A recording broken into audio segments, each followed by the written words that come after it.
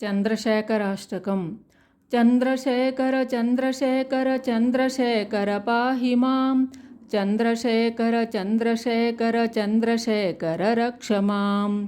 रत्नसानुशरासनं रजताद्रिशृङ्गनिकेतनं शिञ्जिनीकृतपन्नगेश्वरमच्युतानलसायकं क्षिप्रदग्धपुरत्रयं त्रदशालियैरभिवन्दितं चन्द्रशेखरमाश्रये मम किं करिष्यति वै यमः।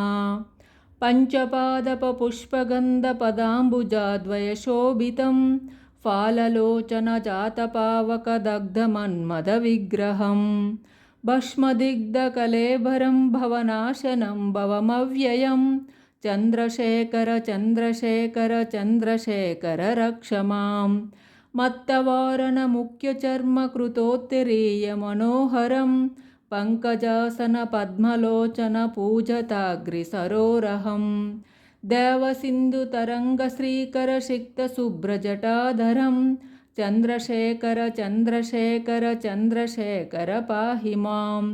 यक्षराजसकम्भगक्षहरभुजङ्गविभूषणं शैलराजसुतापरिष्कृतचारुवामकलेभरं क्षेलनीलगलं परिस्वदधारिणं मृगधारिणं चन्द्रशेखर चन्द्रशेखर चन्द्रशेखर पाहि मां। कुण्डलीकृतकुण्डलीश्वरकुण्डलं वृषवाहनं नारदादिमुनीश्वरास्तुतवैभवं भुवनेश्वरम् अन्धकान्तकमाश्रितामरपादपं शमनान्तकं चन्द्रशेखर चन्द्रशेखर चन्द्रशेखर रक्ष मां। भेषजं भवरोगिणामखिलापदामपहारिणं दक्षयज्ञविनाशनं त्रिगुणात्मकं त्रिविलोचनं भक्तिमुक्तिफलप्रदं सकलाघसङ्घनिभर्वनं चन्द्रशेखर चन्द्रशेखर चन्द्रशेखर रक्ष मां।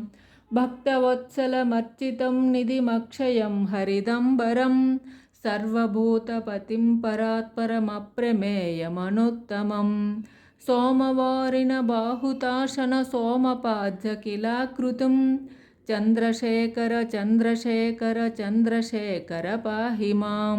विश्वसृष्टिविधायकं पुनरेव पालनतत्परं संहरं तमपि प्रपञ्चमशेषलोकनिवासिनं क्रीडयन्तमहर्निशं गणनाथयूथसमन्वितं चन्द्रशेखर चन्द्रशेखर चन्द्रशेखर रक्ष मां।